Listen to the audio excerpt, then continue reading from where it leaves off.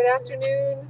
Welcome to this press conference held by the Prince George's County Coalition for Police Accountability, right before the legislative hearing on amendments to the police accountability legislation. First, I would like to introduce Yannette Emanuel, who is the Public Policy Director for the ACLU of Maryland. Yannette.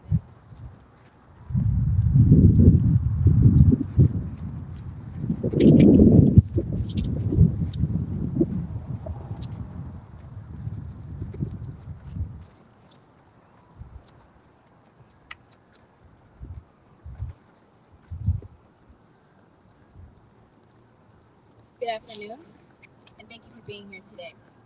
My name is Yannette Emanuel, Public Policy Director with the ACLU of Maryland. We're here today to urge the County Council to stand on the right side of history and support the Prince George's County Coalition for Police Accountability's amendments to empower and strengthen the Police Accountability Board bill. Community control is the only deterrent to negative police behavior, and the community has the right to control and have meaningful investigatory and disciplinary power over police. Because it is the likelihood of getting caught that is the deterrence to committing crime or misconduct. And what is painfully clear is that this county and nationwide, police cannot police themselves. One of the most significant contributing factors to the distrust in police is the prevailing public opinion that the police departments do not sufficiently hold police officers accountable for misconduct. For example, according to a national poll conducted by Pew Research Center, 91% of Black people and 58% of white people surveyed said that police departments do a poor or only a fair job of holding police officers accountable for misconduct. Many Prince Georgians feel the same way, and with good reason. The Graham report released last year states that there are practices within the department that result in complaints by civilians about racial harassment, discrimination, and use of force not being treated appropriately, and that they are not investigated appropriately, or not disciplined appropriately. And in fact, PGPD's internal affairs has never sustained a racial profiling complaint. The problem has long been that the power over police has been centralized in the county executive and the police chiefs, which is why our biggest demand in the last previous session and the one before that was that we must decentralize the power and shift it to the hands of the community. And which is why we push back against any efforts to centralize the appointment process with the county executive.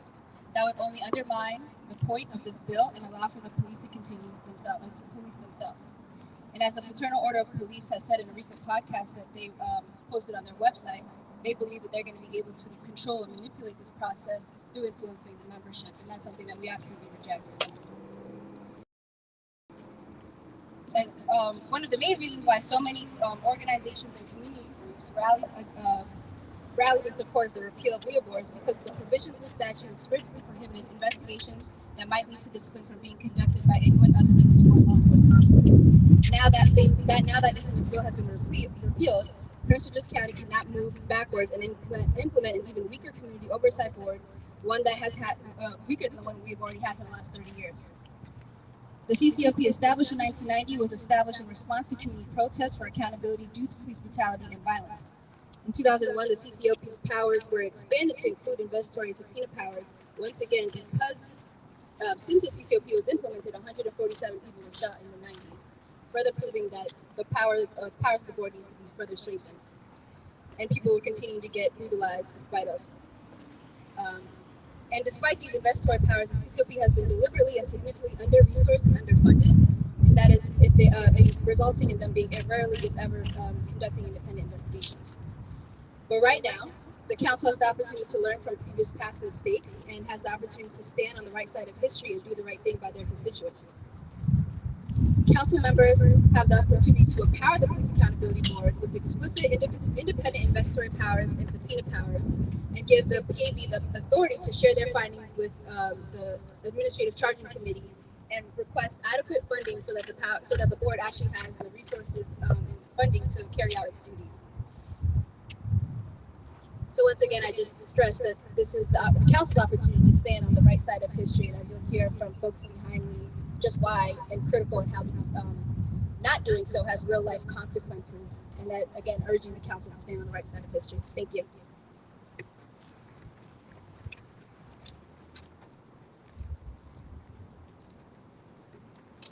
Thank you so much, Yannette. Next, we will hear from John Dalton here. No, not yet. Next, we will hear from Miss Dorothy Elliott.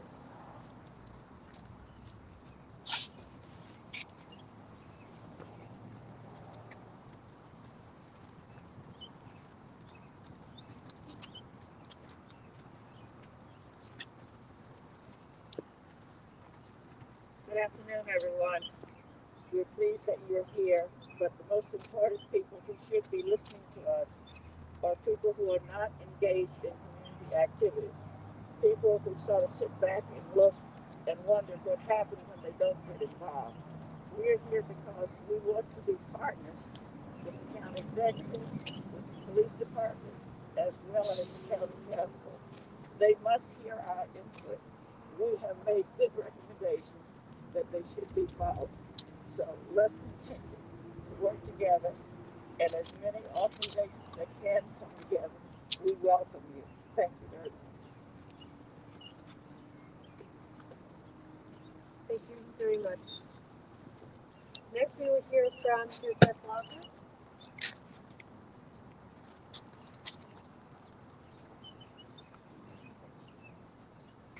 Hi, everybody, and thank you for being here today. Today, I'm representing the struggle. The struggle for the many people that are behind me that have lost their loved ones due to police violence. And we got to put a stop to it. I represent Demonte Ward Blake today because you all know the trial is over with. But what happened at that trial just taught me a lot. It taught me that corruption will support corruption, and that even though the facts were present, the ground report listed the officer that paralyzed him as a bad cop, they still supported him. They rallied behind him, even though the facts showed differently. The facts showed that the stories that they came up with when they stopped him that day were false narratives. They were all false. And if it wasn't for his girlfriend who had a camera and video recorded the whole event, I even wonder if the results that we got for that officer would have even panned out like it did. The facts that she showed in that camera was what proved that the officers were all lying. So how can they support each other and we as the council and the council allow that to happen? What we're asking for with this PAB has to happen. Police cannot police themselves. The facts are there. And I ask the council to look at the facts when they determine how they're going to vote, and that they use those facts because it's evident. Thank you.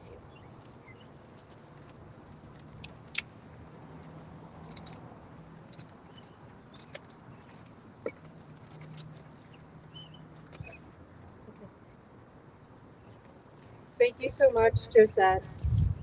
Next, we will hear from Antonio Mingo. Good morning, good afternoon, everyone. My name is Antonio Domingo from the protester of Washington, D.C., now PG County, and also surviving shooting victim myself. I'm going to tell you, and I'm not going to be too long drawn on, the trauma that comes behind after someone being shot and gun violence, and especially when it comes to police brutality, police feeling they can take lives, and not be held accountable. We saw, like I said, from Freddie Gray in Baltimore, Maryland, all the way to Woodland Ring. To be honest, disgusting. Because those situations, those minor issues, they could have been handled totally differently, not by costing someone their life. you have to, and they have to understand, these people in these buildings, these council members, all of that, it's like, I see more energy in them campaigning for re-election or election, but I don't see no energy out of making sure these programs are hitting these neighborhoods for the youth, hitting the neighborhoods, and represent even for these families when it comes to rental assistance, for the older people. We have elderly people who already, it's like they're losing hope. They have lost hope because they're like, nothing's changing, nothing's going to change. What y'all fighting for is the same thing we've been fighting for. And I'm gonna be honest, God is definitely not pleased. It's a thing called right and wrong. And I'm gonna be honest, my patience is shot because it should not take all of this to get laws passed that should, or bills passed that should be for what's right and what's wrong. Police, these council members, and all, they make these rules and regulations and laws for us to abide by as citizens and expect us not to break them, but then they turn around and break them themselves. So it's very hypocritical. Um, I just feel, I mean, as you can see, just a loss for words because this stuff, I mean, it's very tiresome, but it's well needed. And it just need to be more of the community involvement, in which we are getting slowly but surely. But we got to hold these council members accountable. Like, I'm not gonna lie, I'm tired of seeing a lot of these signs of y'all campaigns, but y'all not really out here trying to make real change. Y'all behind y'all desks. Y'all behind y'all desks. And I mean, we got council people that are already in the positions already who still not doing the work. But yet you have all this energy to promoting your signs. You spending all this money on your campaign, but where's the money going into the community? Where's the money for these families that are losing loved ones to law enforcement that y'all are giving the green light to supposed to protect and serve our community? Like, it shouldn't take all of this. It really should not. End of the day, and I end off with this. A lot of you who are allowing this, whether even if it's people of the community that wants to agree with this nonsense, and even people of the council, you're not going to understand it till it comes to your front door. So until you, and it's sad to say, it's going to take for you to have to lose a loved one, for you to see a council member don't really give a daggone about you, for your family to have to grieve, for then when you want to get up and do something. And see, by then it's too late. I don't care what dollar amount they give you, lawsuit or court, whatever, you can't bring that life back. You can't. So something has to be done. And I'm going to tell you, I can't speak for nobody else. I can definitely speak for myself. I'm not going to stop. I die about this. I'm not going to stop until it get done and get straightened out the right way. That's all I have to say. I appreciate you. Thank you so much, Antonio. And next we're going to hear from Nikki Owens.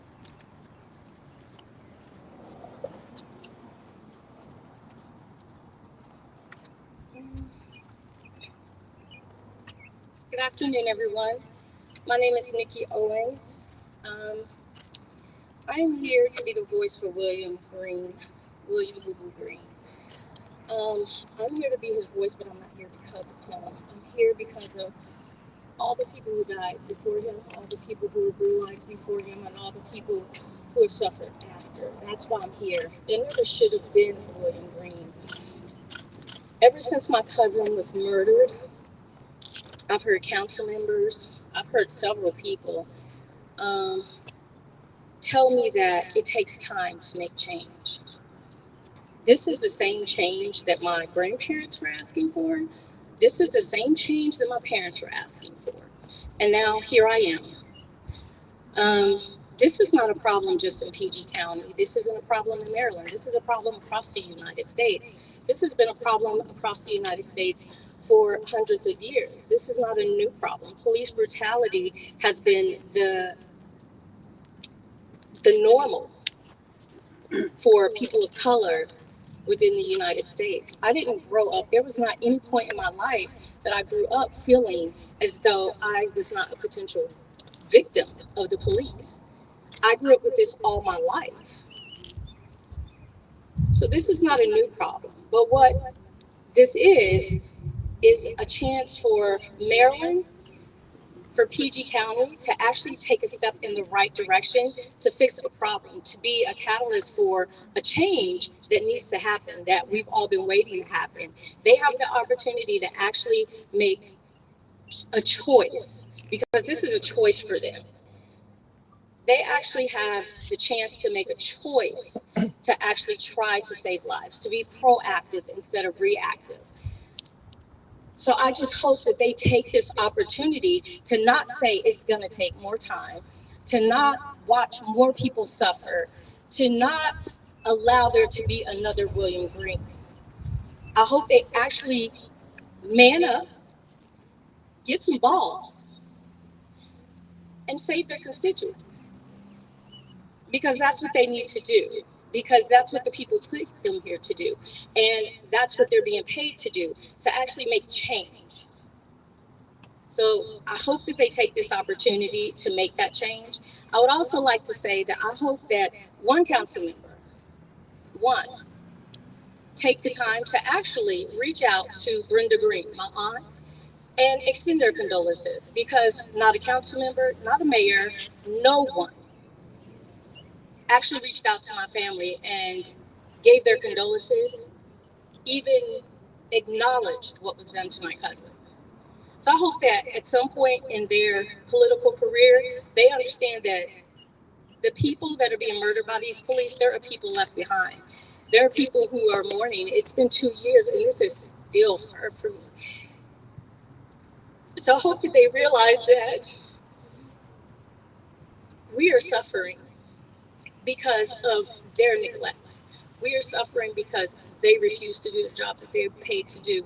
And we're suffering because they feel like protecting the people who are paid to protect us is more important than protecting the people that they're out here murdering. Thank you. Thank you so much, Nikki. Are there any questions for any one of our speakers? How encouraged are you by the amendments that you've seen that were posted over the weekend?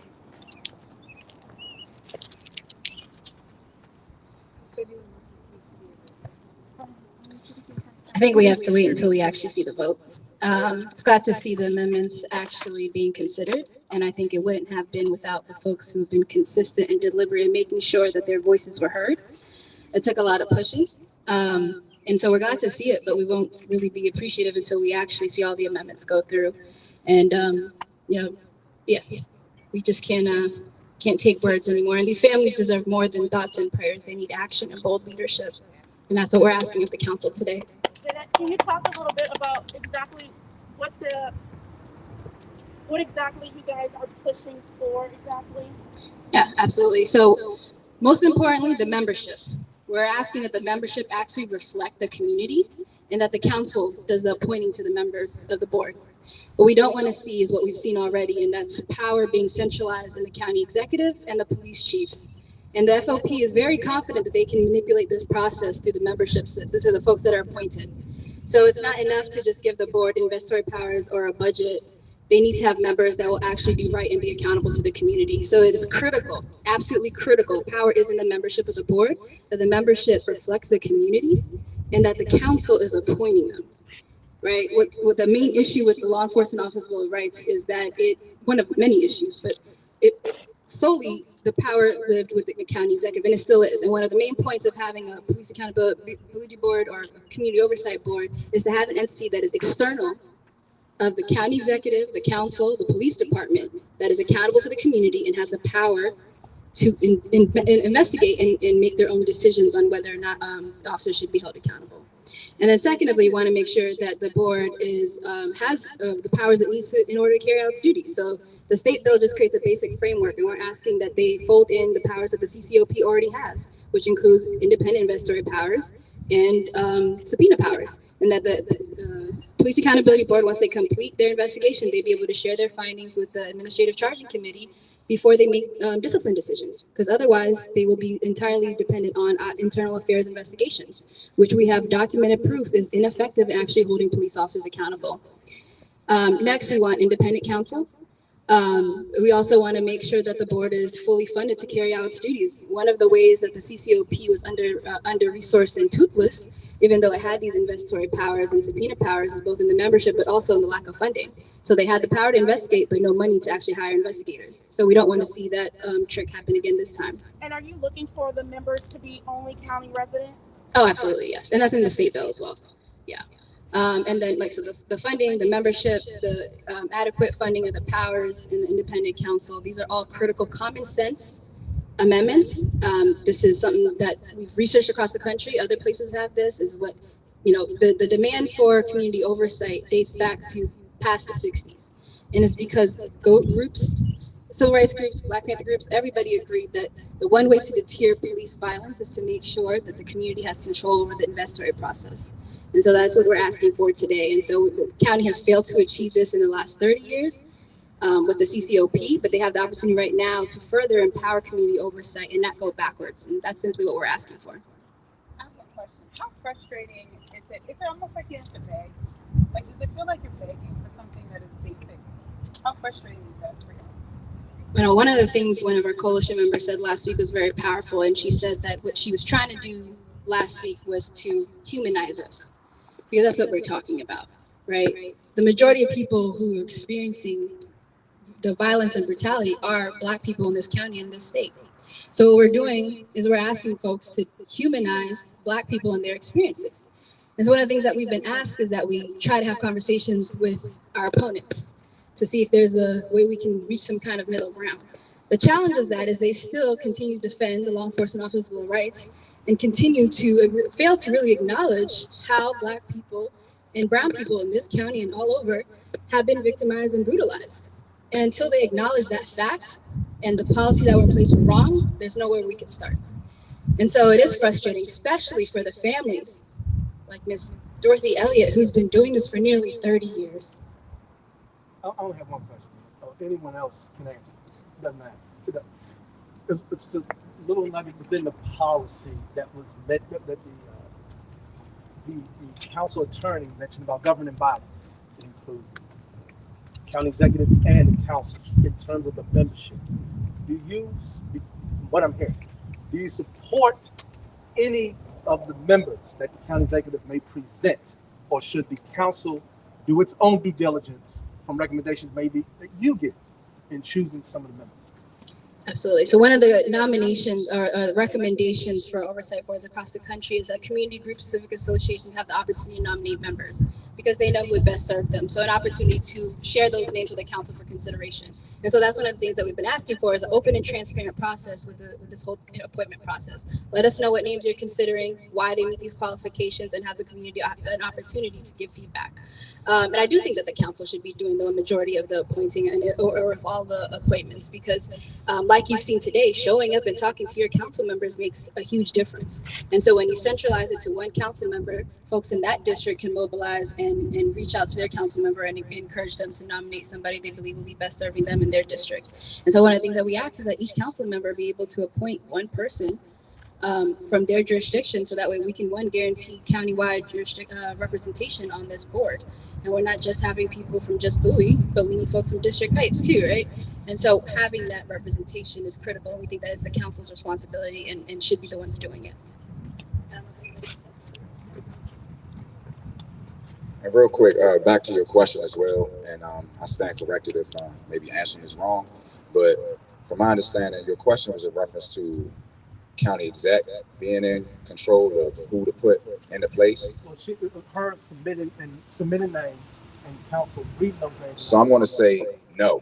I'm going to say what others may be afraid to say, but I'm going to say it. I'm going to stand on it. No. Look at the leadership. What has she done? What really has she done over her office?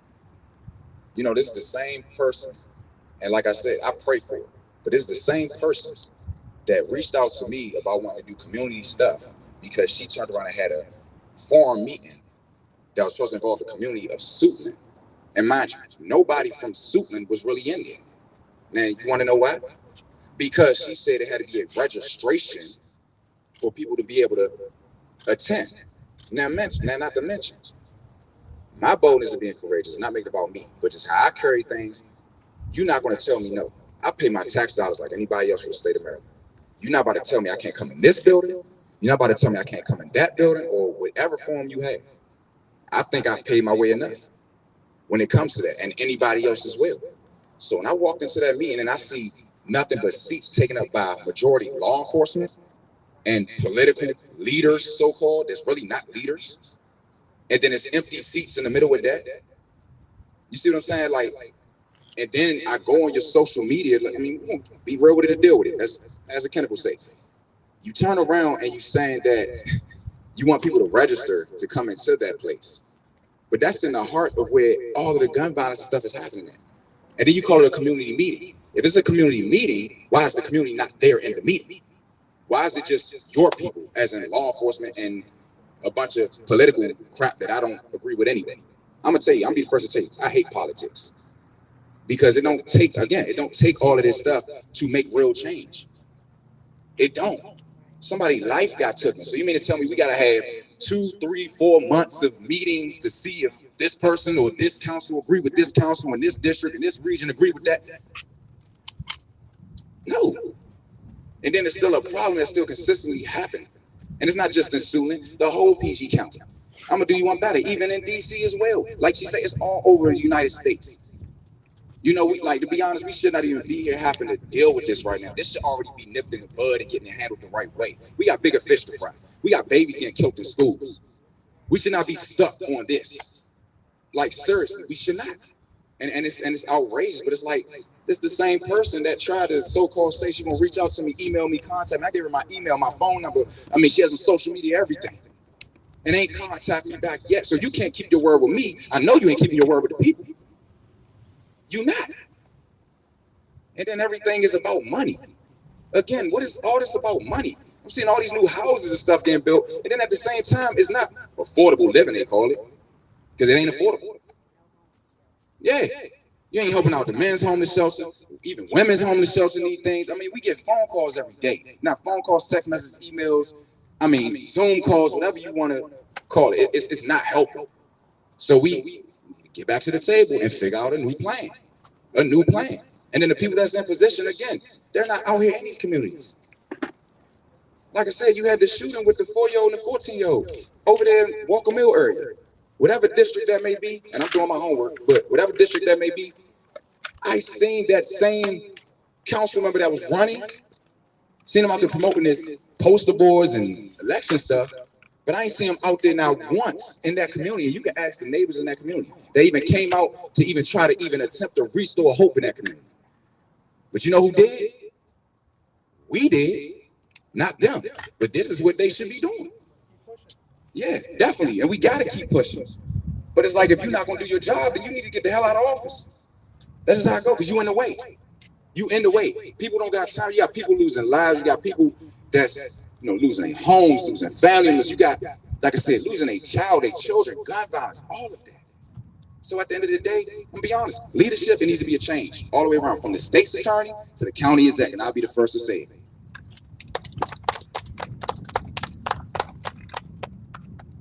So we are going to have a rally after the county council meeting that's happening right now. So please stay tuned. We'll see what happens today. Hopefully they'll do the right thing. If we don't get no justice, we gonna shut it down. If we don't get no justice, we gonna shut it down. We don't get no